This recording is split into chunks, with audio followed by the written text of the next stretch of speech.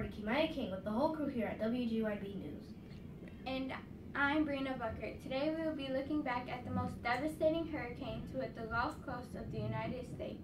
Hurricane Katrina was at the top of the scale as a Category 5 hurricane when it hit New Orleans on August 29, 2005. First we'll hear from meteorologists with the science behind this brutal hurricane. Hi, I'm Kenyatta Gibbs, one of the meteorologists here at WGYB News. Hurricane Katrina hit the Louisiana coast on August 29th in 2005.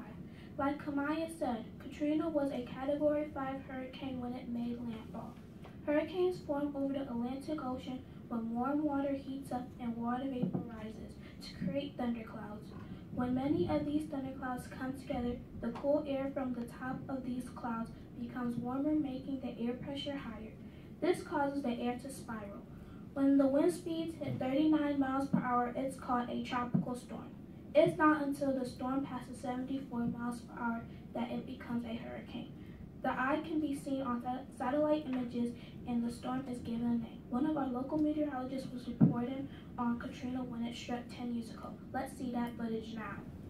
The now named Hurricane Katrina is going over Florida. It will pick up speed as it goes over the Gulf of Mexico. We predict the strongest part will hit New Orleans. There, Mayor Ray Nagin has announced a mandatory evacuation. If you cannot evacuate, you should make your way to the Superdome to wait out the storm. We predict a storm surge to flood parts of the city. This hurricane will flood streets, destroy homes, and even claim lives.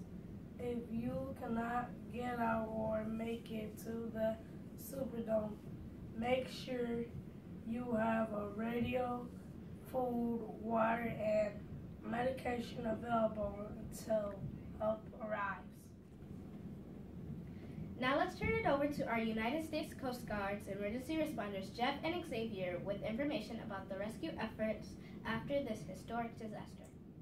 Hi, my name is Jeff and I'm a volunteer rescue worker in New Orleans. After Hurricane Katrina, 60,000 people were stranded on the roof because of flooding.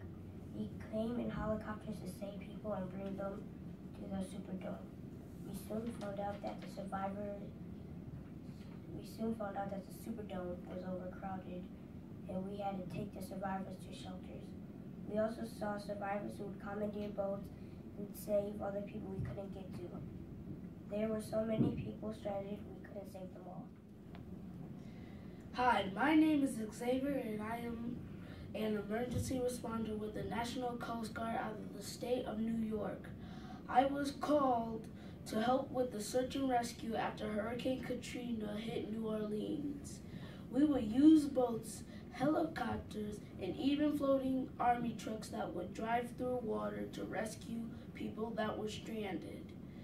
I would take them to a temporary hospital where they would get medical attention and maybe even food and water. The Coast Guard was able to rescue more than 33,500 people. This was some of the largest in Coast Guard history. Thanks for that information. Now we are going to the studio of our affiliate, WDSU in New Orleans, with survivor stories from Katrina. Can you hear me now? Yes, we can hear you. Hello, my name is Jessica. Hi, I'm Maya. Thank you, ladies. Let's hear from Jessica first. I was going to LSU School of Medicine in New Orleans when Hurricane Katrina hit. I was very lucky because I owned a car and my sister and I was able to evacuate. Since everyone was trying to get out of town at the same time, traffic was heavy and some bridges were even closed. It took us more than 3 hours just to leave New Orleans. In 2 more days, we finally made it back to Rochester, where my family lived. We got news that our home was destroyed in the storm. Now let's hear Maya's story. Thank you, Brina. I didn't leave NOLA for Hurricane Katrina because I didn't think the storm was going to be that bad. I had never been through a hurricane before. Boy, was I wrong. The water was pounding against my house. The wind was blowing as hard as it can. My friend Paisley and I went upstairs in our house and started to sing a church song called Imagine Me by Ben Franklin. We tried to get the fear of what was going on out of our minds. We thought we were going to die. When everything calmed down, I tried to go downstairs, but everything was flooded.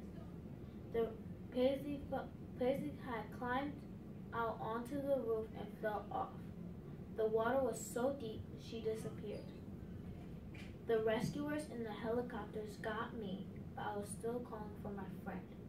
She was nowhere to be found. She was another casualty of Hurricane Katrina. Thank you, ladies. What a terrible experience you had to go through, losing your home and your friend. Now we have some rebuilders here to talk about the rebuilding of New Orleans after this hurricane. Hi, my name is Kim Dickinson. I am a rebuilder in New Orleans after Hurricane Katrina in 2005. Like you like to know, is over $76 billion worth of damages was caused by the storm.